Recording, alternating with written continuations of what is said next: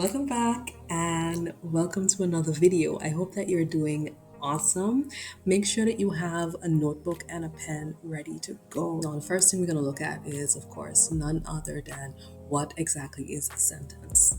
Right after that, we're going to be looking at prepositional phrases, followed by recognizing subjects and verbs, or rather, subjects and predicates. Fourthly, we will be covering sentence errors, followed by compound subjects and verbs. Then I'm going to take you through compound sentences and give you a bonus piece which has to do with complex sentences. Part 1. What is a sentence? What is a simple sentence? A simple sentence is a group of words that consists of a subject, verb, and a complete thought. It is also referred to as an independent clause. I'm going to give you 2 or 3 examples and I want you to follow very carefully. The first example is as follows. The boy ate his food. Now this is considered a simple sentence because we have boy as your subject and ate as your verb. What did he eat? He ate his food, so the thought is actually complete. So the boy ate his food is a great sentence. The second example that's given, it says, after he drank the Kool-Aid. Now, he is the subject and drank is the verb. But what happened after he drank the Kool-Aid? And that thought is incomplete. So that second example would not be considered a sentence. Finally, we go into town. Now, I know that we love to say or use our St. Martin language, but in the case of standardization, we going to town is not a complete sentence. Now, you might argue with me and say, but miss, we have a subject, we, and we also have a verb, going. However, going is an incomplete verb, and it should be, we are going to town. Now, let's backtrack. The second example that I gave you said, after he drank the Kool-Aid. And I want to show you what would that look like if it were correct. So we have to complete that thought. So what we have here instead is, after he drank the Kool-Aid, he had a blue tongue. And have you ever had that kind of Kool-Aid? I think it could be very burst or some flavor of that sort. But anyway, now the sentence is complete and the thought is complete. So it is a sentence. Just going to show it to you again. We going to town is 100% St. Martin, but we are going to town is the correct version of this incomplete verb. We needed to add the helping verb are in order to support the main verb going. For example, the boy ate his food is broken down into 3 sections: subject, verb, and object. Sometimes you would have a sentence without an object, and that is also fine once the thought is complete. But for the sake of standardization, we're going to look at these 3 parts. Now, the subject, the boy, what exactly can be your subject?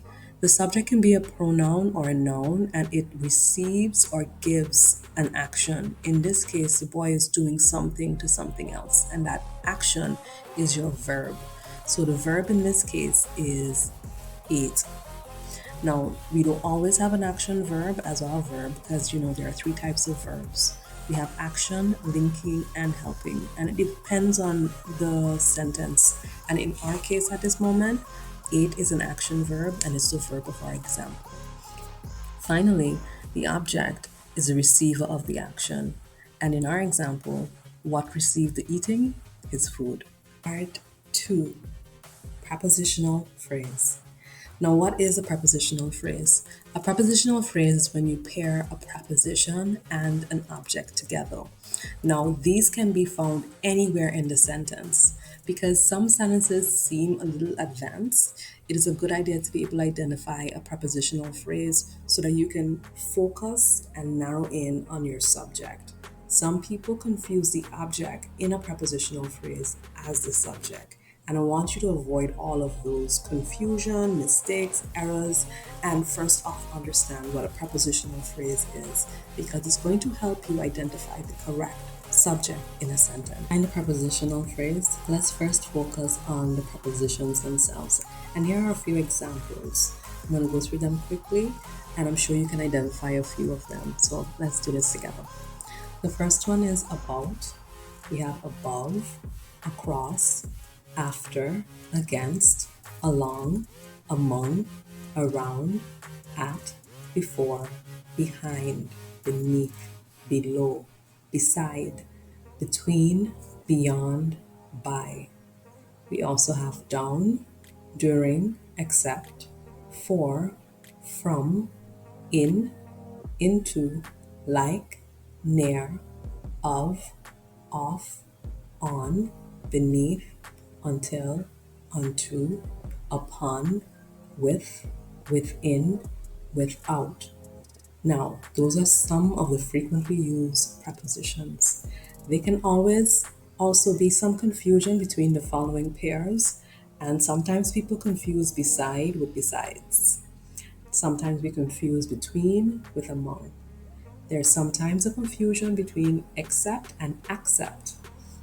There's a mix-up sometimes between in and into, of versus have, and also to and am.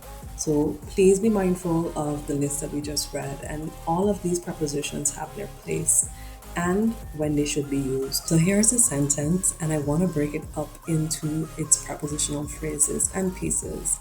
So I'm going to read a sentence for you. It is as follows. At 6 o'clock, Cassandra took me to school. Now, if we look at the sentence, you should be able to identify at least a prepositional phrase in the very first part. At 6 o'clock is a prepositional phrase. You have the at as a preposition and the time as the object. So you know for a fact that in this sentence, at 6 o'clock is not your subject actually. Cassandra follows, and Cassandra did something. Cassandra took. So we have your subject, Cassandra, and took as your verb. The rest of it is took me to school.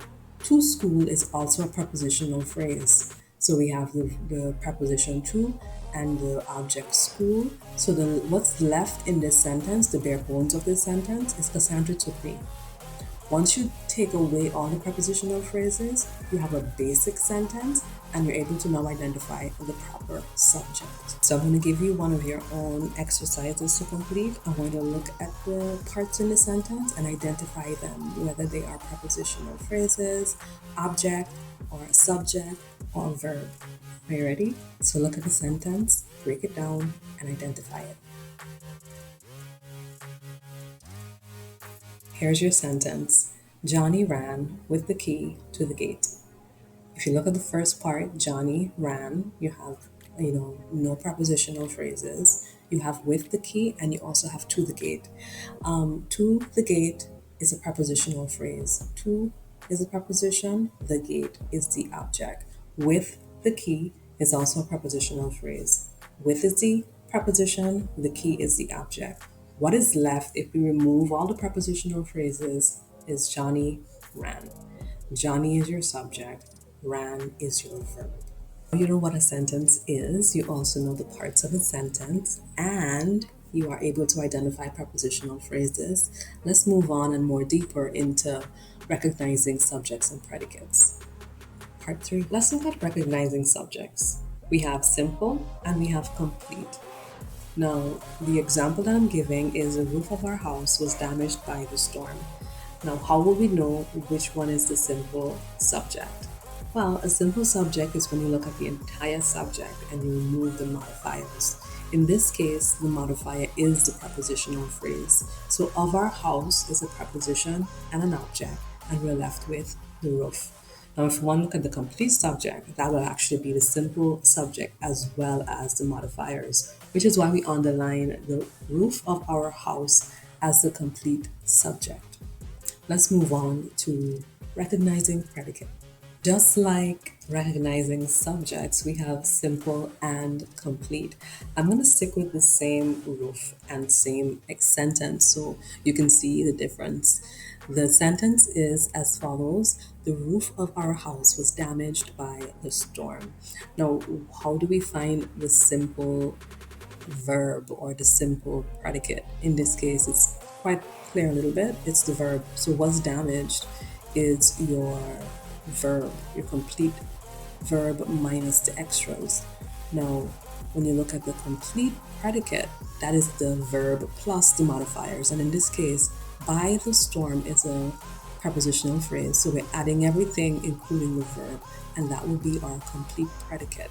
So we have two predicates, simple and complete. One with the modifiers, one without the modifiers. So it's your turn now. I want to know if you really understand subject and predicate. So I want you to get ready as I'm about to give you an exercise. Get ready, get your notepad ready, get your pen ready, and you're going to write out these sentences. So let me go a little bit more in depth on as to what exactly I need you to do. I'm going to give you approximately 7 sentences. I want you to write the sentences out. We're going to be looking at subject and predicate. You're going to underline the simple subject and you're going to double underline the simple predicate. Okay, so if you are not 100% clear, go back to reviewing how to recognize subjects and predicate, specifically the simple subject and the simple predicate.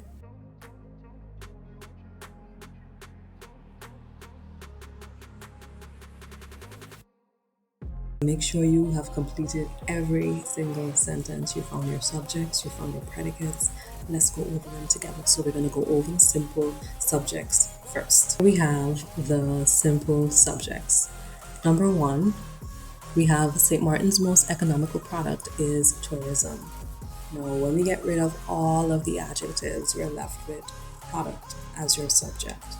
Number 2, between the grocery aisles, Mildred met Mike. Between the grocery aisles is a prepositional phrase. So what we're left with is the basics, and in our basics, we have Mildred as the subject. Number 3, every lesson must be approved carefully before execution. Every is an adjective, lesson is our subject, everything else belongs to the predicate. So number 3, the answer is lesson. Number 4, the salt picker statue in Great Bay sits in the center of a roundabout. Remove the modifiers and we're left with statue, and that is our subject for number 4. Number 5, Lee, a Category 4 hurricane, traveled north of the Leeward Islands this past weekend. Lee sits beautifully at the beginning of the sentence, and that's your subject. Number 6, shy and beaming, my sister collected her bachelor's degree during the graduation. Remove the adjectives that's describing what? My sister. So sister is your subject. Number 7, salt was harvested throughout St. Martin in the 1800s. So again, like number 5, salt is your subject. It occurs first without any modifiers. Let's talk about the predicates now. So we're looking at simple predicates, so I'm only interested in the verbs. And for number 1, we said our subject was product, so our verb is. Number 2, our subject was Mildred, so our verb is Mike. Not Mike, met. So many M's. So number 2, the predicate, simple predicate is met. Number 3, our subject was lesson, so our simple predicate is approved, which is the main verb. Number 4, our subject was statue, so our simple predicate is sits, because Great Bay is a prepositional phrase and has nothing to do with what we're looking for at this time. Number 5, Lee is our subject. What is Lee doing? Lee is traveling, so it traveled. That would be your simple predicate. Number 6, sister was our subject. What did she do? Collected, and that's the predicate for number 6. And then number 7, what was going on with salt? Salt was harvested, so we're looking for the simple predicate, so just the main verb harvested would be on the line. So hope you did pretty well on this. If you have any questions, you let me know. Part 4, congratulations. Now that you know what a sentence is and you know about subjects and predicates and prepositional phrases, let's talk about some sentence errors. We have 2 sentence errors that we'll be dealing with today, and those are fragments and run-on sentences. So I'm going to begin with the fragments. A fragment is an incomplete sentence, right? So originally we said that a sentence has 3 parts. However, a fragment is missing one of those parts. So it's missing a subject, a verb, or complete thought / object. Let me give you an example, the one from before. after he drank the Kool-Aid, it's an incomplete thought, so it's a fragment. And then we have another one, drank a Sprite. Now that we don't know who did it, so it's missing a subject, and that is an example of a fragment. Now, when we're looking at the run-on sentences, what is a sentence that is running on? A running on or ran on sentence is a sentence error that consists of two or more sentences incorrectly joined together. Now, when we write our original sentences, they would have end marks, whether it's a full stop, an exclamation mark, or a question mark. However, these run-on sentence errors, they are ongoing. They continue without the correct punctuation or connection. And the example that was given is, she likes peanut butter. She eats it every day. Now, those are two complete thoughts, and they are not joined together correctly. The next question is, are you in that afternoon school club? Do you like it? These are two thoughts, too many things going on in one sentence, and doesn't have the correct punctuation. So that's your errors, fragments, and run-on sentences. As soon as you get into something, we got to put that knowledge into practice. So get ready again. This time around, we will just look at the exercise and answer it orally, because I'm going to give you the answers right after, in between. Okay? So let's go.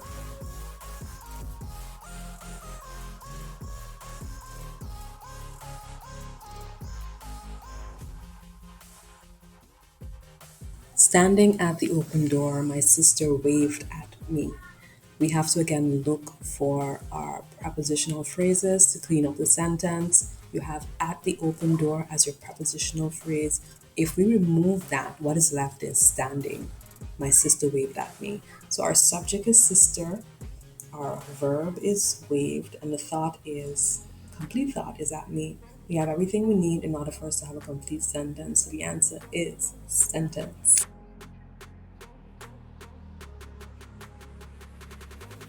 Last week, we collected shells and coins for a project. It was so much fun. Now we collected subject and verb, and then we also have it was. There is no punctuation between project and it. So that is two thoughts jammed up together as one, and that is an example of a run-on sentence.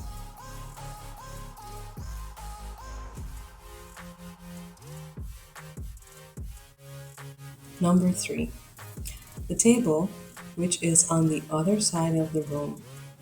You have a table, that's your subject, but the table doesn't do anything, right? Because the rest of it is a modifier.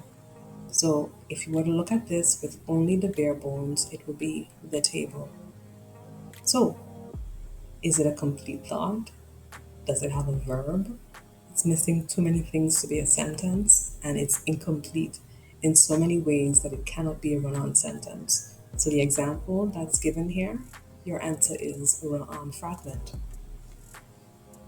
Here we go. Part 5, compound subjects and compound verbs. So the question is, what is a compound subject?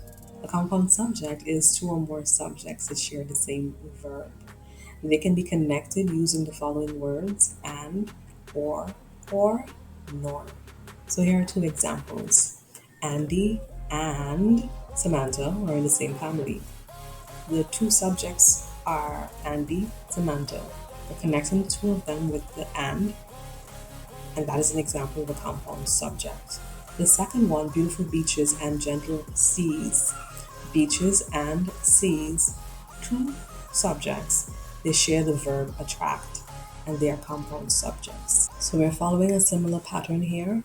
Compound means two. So if we are talking about compound verbs, then we must understand that a compound verb also has two or more verbs that share the same subject. Now, how do we differentiate them? How do we find them in sentences? They're connected with the and, or, nor, or but conjunctions. Here is example number 1. George chased and married his high school sweetheart. George did two things: chase, married. Those are two verbs, and they share the subject, George. The second example, the great students of this school excel in their work and care about others. The two verbs are excel and care.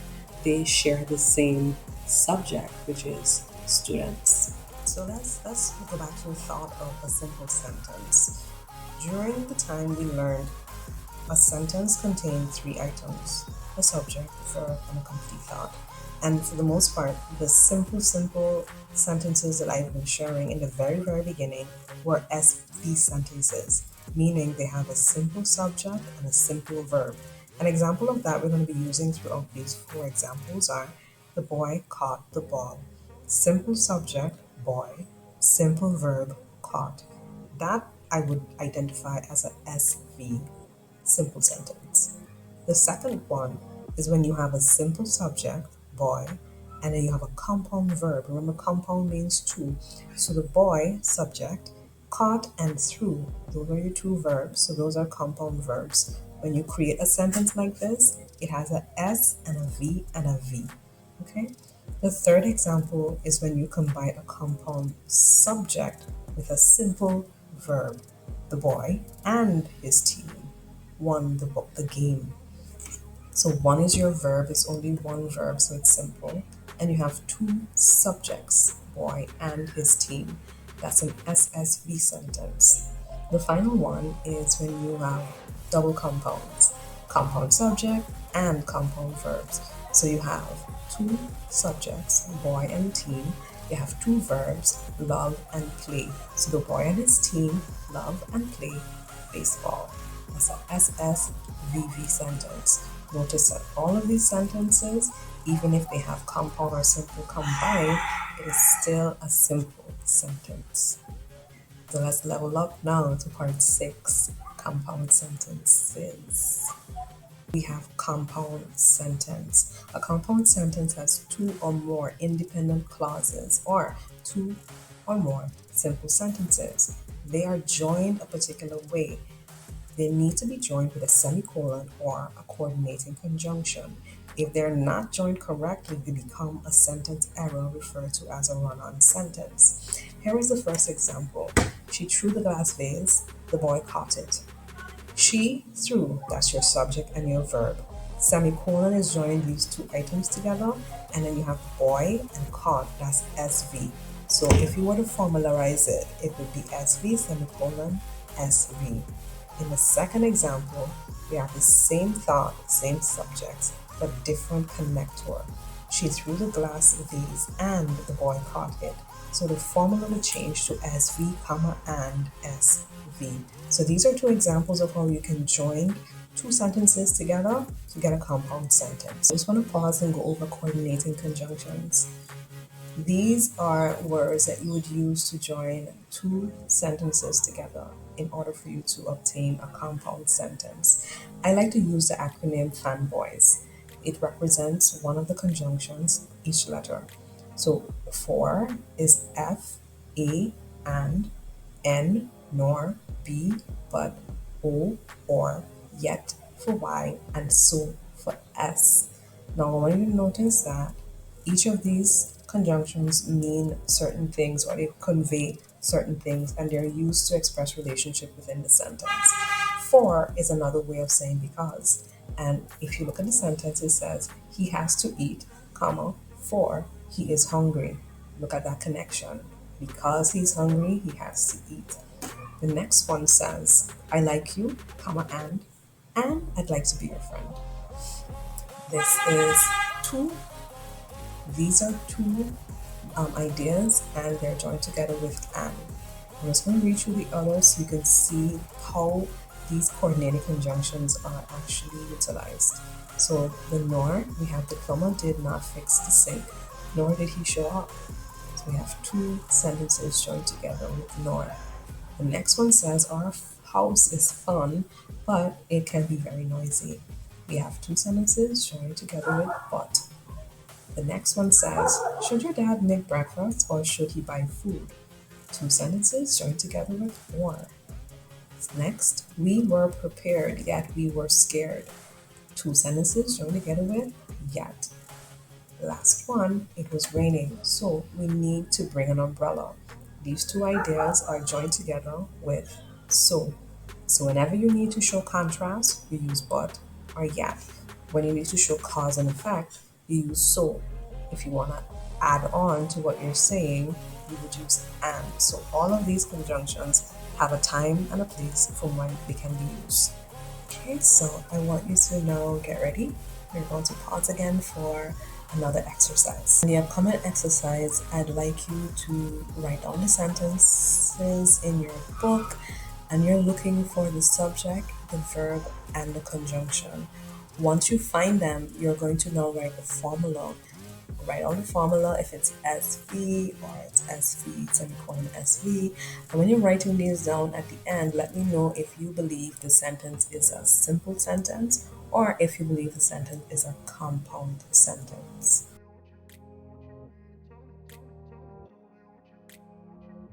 Alright, so you should be done. So here we're about to check your sentences. Do not go ahead if you're not done. Pause the video, complete the exercise first. If you're done, let's go. Number 1. This exercise should be simple, but it may not be. So we have subject and a verb, exercise should be. Then we have conjunction, comma, but. Then we have it may not be. So your formula would be SV, comma, but SV, and that is a compound sentence. Number 2. Between the grocery aisles, Mildred and Mike fell in love and laughed about it decades ago. So we have Mildred and Mike fell, that's your first part, and then they laughed. So they did two things, two people did two things, two subjects did two actions. So that's a SSVV, and that is a simple sentence. Number 3, Mom and I asked around the neighborhood for Joey or a dog, for he went missing after the earthquake. Mom and I, that's two. What do? We ask around, right? So compound subject, verb ask. Then we have a conjunction for he went, SV. So the formula would be SV, comma, for SV, and that is compound. Number 4, the saltpeter statue in Great Bay sits in the center of the roundabout, semicolon, the statue and others are the works of a Nigerian sculptor. So the first part is statue sits. So that's SV. There's a semicolon and a new thought. Statue and others, that's two subjects, are one verb. Combined, that is a compound sentence. Number 5, Deidre and Chelsea. Deidre and Chelsea went to bed late last night, so they did not take the bus to school. So we have two people, Deidre and Chelsea, did one action, went. So that's SSV. We have a conjunction so, then we have a subject and a verb. They did not take. So that's a compound sentence.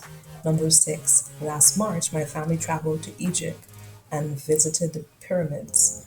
My family is one, and we did two actions, traveled and visited. So that is SVV equals simple.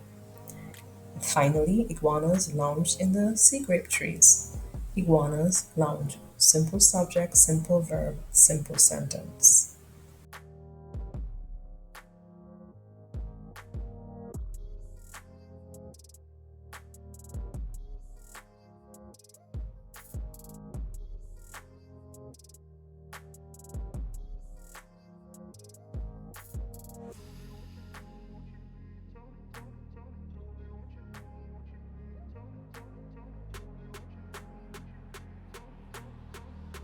Okay, so I want you to now get ready.